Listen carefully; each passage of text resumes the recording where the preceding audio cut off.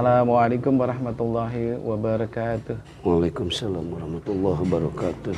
Syukran jazakumullah khairan Ustadz Syarif Hidayat yang telah bersedia meluangkan waktunya untuk bertemu dengan kami di pagi hari ini. Insya Allah kita akan berdiskusi atau berwawancara ya terkait dengan permasalahan Gaza Palestina dengan Zionis Yahudi yang sampai saat ini masih berlangsung dan sudah mengakibatkan korban yang sangat banyak dari kaum muslimin. Kita sebagai kaum muslimin merasa prihatin dengan tragedi ini, dengan konflik Palestina ini yang tidak pernah selesai dari sejak dulu kala.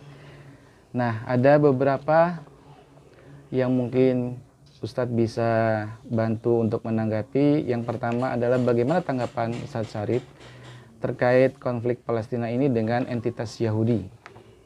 Silakan Ustadz. Assalamualaikum warahmatullahi wabarakatuh. Waalaikumsalam warahmatullahi wabarakatuh. Berkaitan dengan peristiwa yang sedang berlangsung kejadian di Palestina, kita memang betul-betul prihatin atas kondisi umat Islam, di mana umat Islam di sana sedang berjibaku antara mati dan hidup, kemudian berjibaku dengan waktu yang ingin merdeka dan ingin mengusir para penjajah, terutama kaum Yahudi Israel, laknatullah alaihim. Memang sejak dulu dari tahun 1920-an ya, Israel itu sebetulnya tidak punya negara, cuma migrasi yang dilaksanakan dan didukung oleh negara-negara seperti Amerika dan Inggris, sehingga sedikit-sedikit bisa menguasai tanah Palestina. Padahal itu diharamkan oleh agama, tanah Palestina itu kalau diambil oleh orang kafir. Nah, dulu kan yang namanya negara Syam, di mana Syam ini gabungan daripada Suriah, Lebanon, kemudian apa lagi? Suriah, Lebanon, Palestina, Yordania, 4 negara. Dan 4 negara ini adalah negara yang sering dihinggapi oleh para nabi, terutama Palestina. Eksistensi daripada Masjid Al-Aqsa adalah sebagai simbol keislaman dunia. Di situ saya merasa sedih itu serang aja. Kondisi Mesir di sana. Jadi sampai saat ini masih banyak umat Islam yang belum sadar akan kondisi di Palestina. Padahal itu sebagai acuan umat Islam dunia. Di samping Saudi Arabia, dia punya kekuatan adalah Ka'bah. Kalau di Palestina adalah Masjid Al-Aqsa. Sejarah umat Islam di situ dengan di Isra dan di Mi'rajnya Nabi besar Muhammad SAW. Saya suka menangis. Maaf, saya suka merenung amal apa yang akan saya bawa nanti, gitu ya. Itu. Jadi saya selalu ingin dalam hati saya, kalau ada kemampuan mungkin saya di sana. Karena kemampuan kita hanya bisa berdoa, Pawan, gitu ya, semuanya. Itu tadi apa itunya Pak, maaf lagi. Ya, baik. Nah, karena tadi Ustadz sudah menjelaskan tentang sejarah Palestina, memang sebenarnya di masanya Khalifah Umar bin Khattab radhiyallahu anhu sebenarnya sudah ada perjanjian yang disebut dengan perjanjian Umayyah dengan uskup Yerusalem yaitu Sophronius.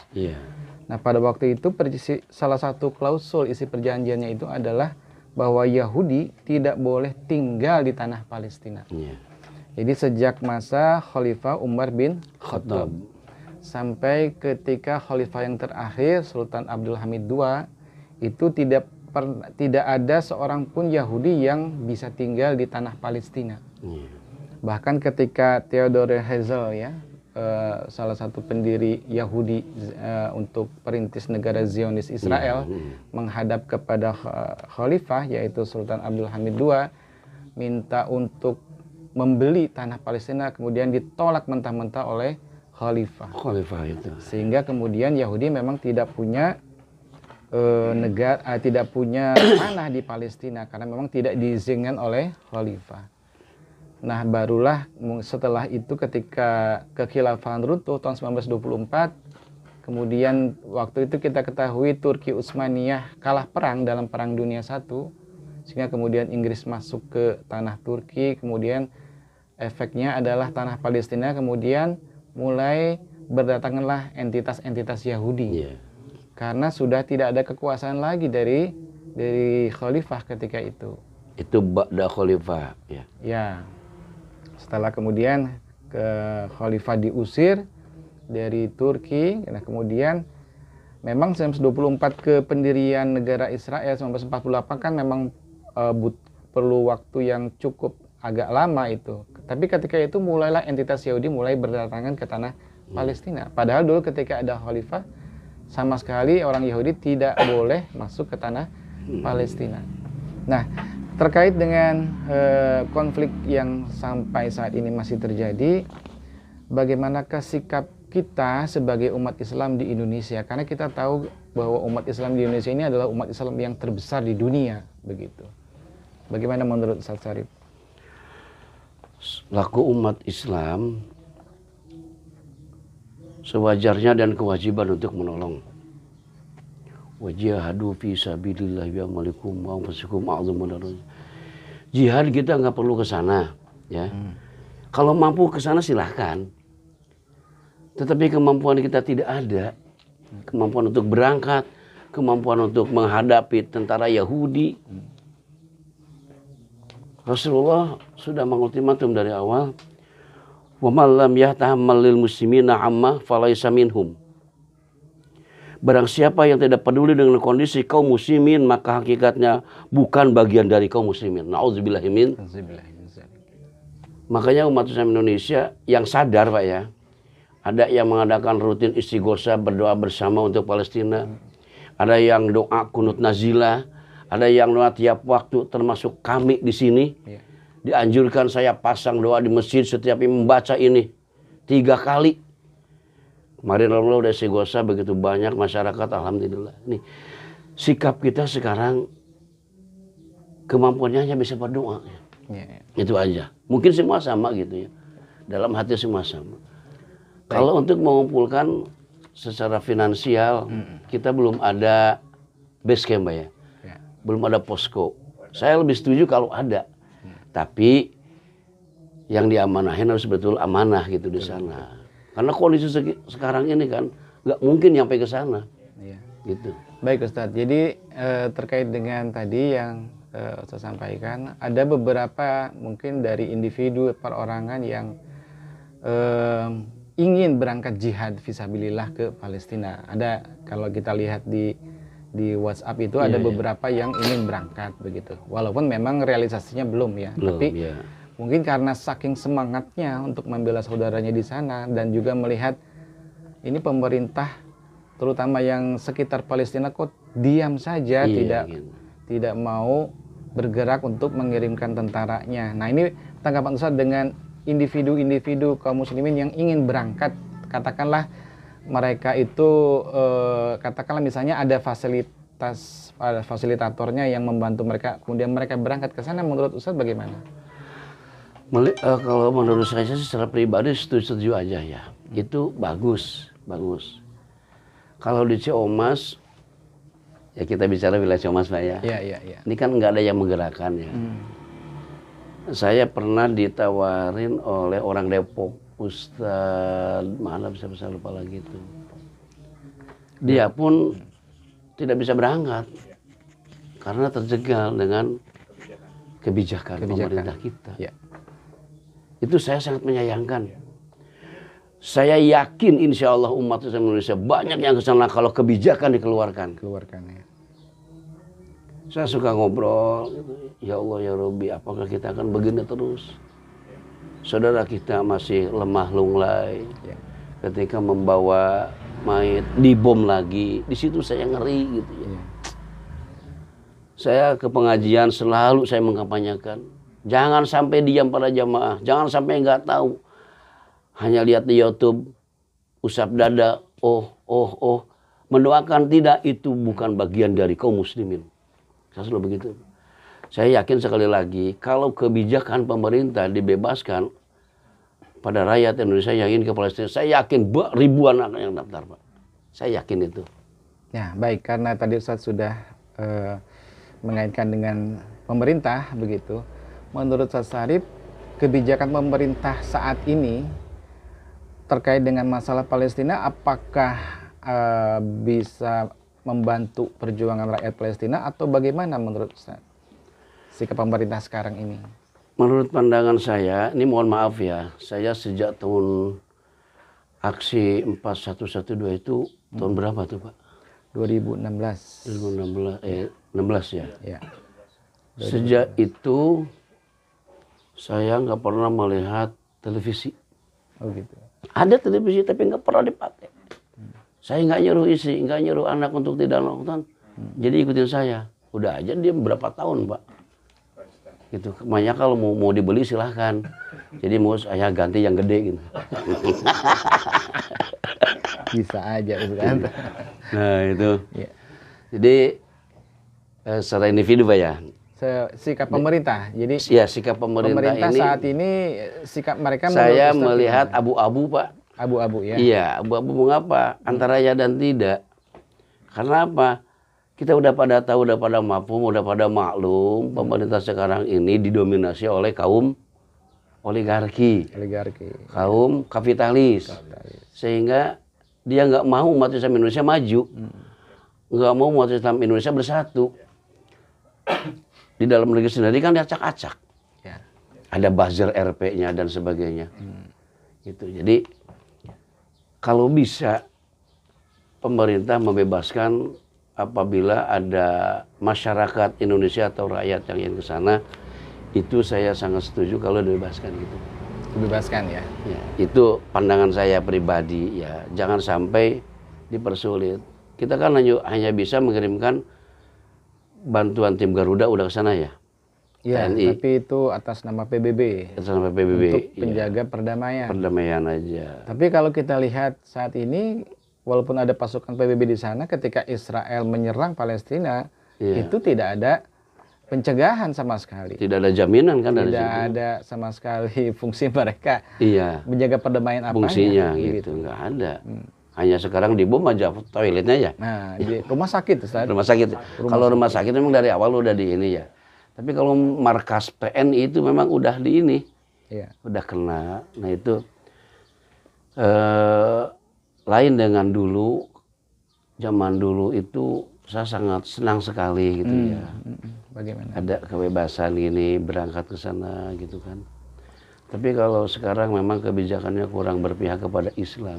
Gitu. Kurang berpihak kepada Islam ya. Tapi kalau kebijakan diberikan kepada sahabat dia, begitu mudah masuk. Iya, iya. Ya, begitu mudah masuk. Contohnya siapa tuh Ustaz? Contohnya gitu ya. Udah pada tahu ya. Yang mengatasnamakan untuk cari kerja dan sebagainya. Tenaga gitu kerja. Kan, tenaga kerja dan sebagainya dengan mudah, walaupun tanpa visa, walaupun visanya nggak ada legalisasinya lah gitu ya, mudah masuk. Ya Allah ya Rabbi, akan bagaimana ini kita ini?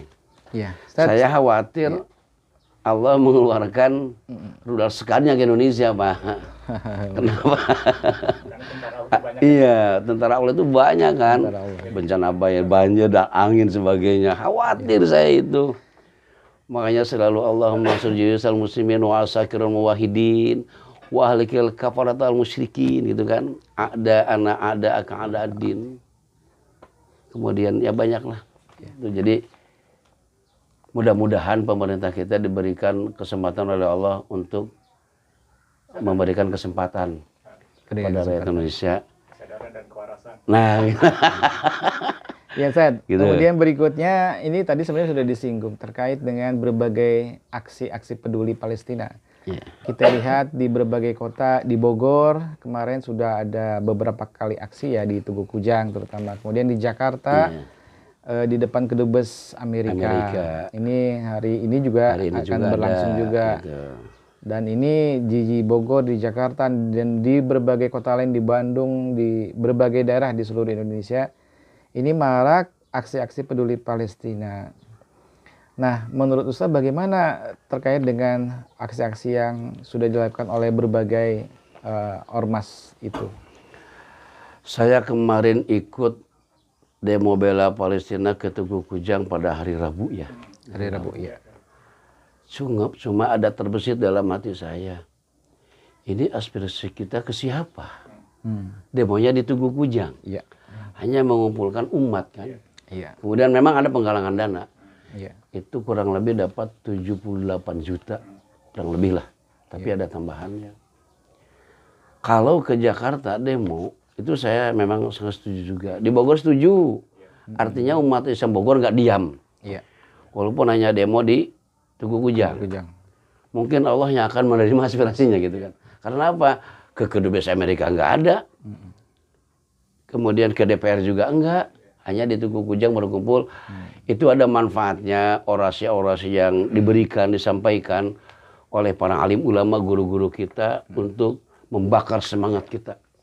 Supaya kita jangan malehoi, Pak. Iya, girohnya. Memang cukup antusias pada saat itu ya. Cuma bubar itu karena cuaca udah Mendung ya, gelap. hujan. Ya. Itu ya. Itu saya setuju aja. Cuma aspirasi itu tidak langsung diterima oleh yang bersangkutan. Minimal ada perwakilan dari sana. Kita kan di Bogor di mana-mana juga nggak ada, Pak ya. Ya, ya. Kantor koordinator Amerika, Israel, Yahudi. Adanya kalau kantor itu di Jakarta Kedubes sama di Kedubes. konsulat di Surabaya Ya, kalau Amerika. di Bogor juga kan nggak ada konsulnya nih. Nggak ada. Kayak gitu. Makanya ya udah dah, dalam hati saya menyematkan diri, kita aspirasinya ke Allah aja udah. Gitu. Supaya kita semangat, nggak mundur, Pak. Ya mau apa kita ke Tugu Kujang? Pejabat nggak ada. Gitu kan? Itu menyangkut perizinan sih biasanya. Iya. Dan mentang perizinan. Bisa jadi seperti itu. Gitu. Kelihatannya memang karena Tugu Kujang itu kan pusat ya di Iya. Bogor. Jadi memang itu tujuannya untuk membangun opini masyarakat. Ya, Karena kalau kita lihat masih banyak masyarakat yang tidak peduli dengan Palestina. yang cuek Iya. gitu kan.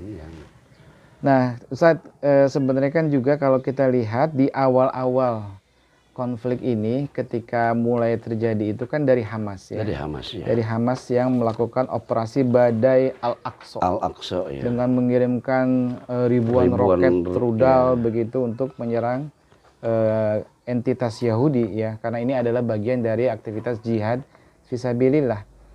Nah, menurut Ustaz bagaimana yang dilakukan oleh Hamas selama ini ya untuk menghadapi entitas Yahudi? Itu mungkin dalam hati pasukan Hamas, dia dendam dengan, kalau tidak salah waktu bulan Ramadan ya, Ya. ketika ada penembakan di Masjid Al-Aqsa. Ya. Orang lagi kepada sholat. Saya kira mungkin kalau dibuka sejarah seperti itulah. Ya. Dia pun sedang melaksanakan aksi diam di rumah waktu itu. Hari apa tuh ya? Sabar. Ya, ya orang-orang Yahudi kan nggak pernah keluar, nggak boleh keluar. Hari Sabtu. Artinya di rumah hari Sabtu itu waktu itu. Nah, memanfaatkan situasi itu, kalau saya sih terus terang aja, kalau untuk namanya setuju aja gitu, Pak ya. Itu baik ketika dia lengah. Satu contoh lagi, ketika ada perjanjian gencatan senjata pada saat itu, ketika ditembak, menembaki umat Islam yang sedang sholat, Ya. itu kan langsung ada perjanjian. Umat Islam Palestina dan para pejuangnya juga ikut nurut kan sama PBB. Ketika lengah, nyerang lagi dia kan. Nah ini pun nggak jauh berbeda seperti itu. Saat ini juga sebenarnya sudah terjadi Ustaz. Jadi Iya. ketika saling serang antara Hamas Dan Israel. dengan Yahudi, ini kemudian kira-kira 2 hari yang lalu ini para pemimpin negara-negara Arab itu malah melakukan ingin perundingan damai Iya, iya. antara Palestina dengan Israel begitu. Nah, ini kan sebenarnya agak aneh begitu ya, karena saudaranya sedang dibantai, sedang diserang, tapi malah menyuruhkan perdamaian dengan Damaian. orang yang menyerang dan membantainya ini. Nah, ini juga saya kaitkan dengan kenapakah kira-kira negara-negara Arab di sekitar Palestina yang kita tahu mereka memiliki kekuatan militer yang sangat baik ya. Kalau Iya. kita lihat kan misalnya di Turki, kemudian Mesir, kemudian Yordania itu sendiri, kemudian juga dari Yaman dan sebagainya, termasuk Arab Saudi. Kalau mereka bersatu untuk mengirimkan tentara militernya untuk menyerang entitas Yahudi, katakanlah negara Israel ini, itu Kemampuannya lebih daripada dia gitu. jauh di atas. Cuma memang kita ketahui bersama ternyata entitas Yahudi ini di backup oleh Amerika Serikat. Karena Amerika kemudian mengirimkan armada kapal induknya ke sana saat ini. Nah, menurut Ustadz, kenapa sih sebenarnya negara-negara Arab itu diam, ya, tidak mau membantu mengirimkan tentara militernya ke sana? Dia itu negara-negara Arab yang apatis terhadap kejadian ini. Mungkin seperti bayi, Pak. Seperti bayi. Bayi takut sama orang tua. Bayi kalau disuapin diem. Arab Saudi, termasuk Arab Saudi barangkali. Yang paling dekat di situ apa? Arab Saudi, Yordania, Yordan ya, kemudian Yaman kalau nggak salah. Libanon. Libanon. Yang paling dekat itu kan. Kalau Libanon kan mengirimkan ya. Mesir juga. Mesir, itu. Turki, termasuk Turki ya. Turki juga dekat. Mengirimkan ya, mengirimkan. Bahkan Turki di pidato PBB itu lebih tegas tuh. Ya, jangan kau anggap Hamas itu teroris. Gitu kata Erdogan. Ya, saya sangat favorit bagi saya itu Erdogan. Nah, mengapa mungkin tadi itu saya kembalikan ke hal yang tadi. Udah ada perjanjian, kemudian takut dengan Amerika, dan takut mungkin mendapatkan resolusi, ya, pencegahan masuknya barang-barang dagangan dan sebagainya. Itu masih ada rasa takut. Lain dengan Turki, urusannya dengan Allah, gitu kan? Itu. Nah, ini yang saya sayangkan itu, Pak Ustadz ya, Ustadz Iwan. Yang saya sayangkan, jangankan mungkinnya semua juga begitulah. Kenapa sih negara Arab yang dekat kok nggak mau berjibaku, nggak mau membantu, membela saudaranya dikala dia sedang kesulitan dan mengharapkan bantuan? Apalagi Arab Saudi saya sangat sewot. Ketika berjibaku lagi enak-enaknya joget di laut gitu kan. Nah itu. Jadi ajaran kapitalis ini sudah masuk ke otak-otak mereka. Dia udah dicocok otak Yahudi dia tuh. Iya. Nah di sini mudah-mudahan Pak Iwan bisa ke sana untuk mencocok otaknya, Pak. Amin. Jadi akidahnya dia masih belum kental gitu, masih ngambang, masih takut dengan manusia. Kalau Hamas enggak. Ya, apapun yang terjadi urusan dengan Allah. Saya hanya mempertahankan Palestina dan agama. Tuh. Lebih berani dia itu daripada negara-negara Palestina kecil ya. Tapi negara yang besar diam nonton. Iya. Ini. Kemampuan cukup memadai. Iya gitu. Nah ini Ustadz, berikutnya itu beberapa hari yang lalu telah berkumpul para ulama Ahlus Sunnah wal Jamaah. Mereka pada intinya menyerukan agar para penguasa negeri-negeri Muslim itu mengirimkan tentaranya ke sana. Karena solusinya itu ya dengan jihad fisabilillah. Iya. Karena kita seolah-olah seperti menonton saudara kita dibantai, tapi kita hanya katakanlah berdoa, insya Allah berdoa, memberikan bantuan dana, iya. Tetapi yang utama itu kan sebenarnya bagaimana kita mencegah mereka agar tidak dibantai, agar tidak diserang. Secara fisik itu ya. Secara fisik. Dan itu yang diperlukan adalah tentara. Ya.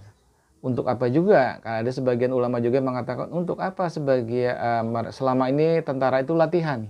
Digaji. Latihan, digaji dan sebagainya. Dari tapi tidak rakyat. dipakai untuk sesuatu yang seharusnya mereka bela, yaitu membela saudaranya di Palestina. Nah ini bagaimana tanggapan Ustadz terkait dengan seruan dari ulama? Ini dua sisi peristiwa ini memang kejadian lucu ya.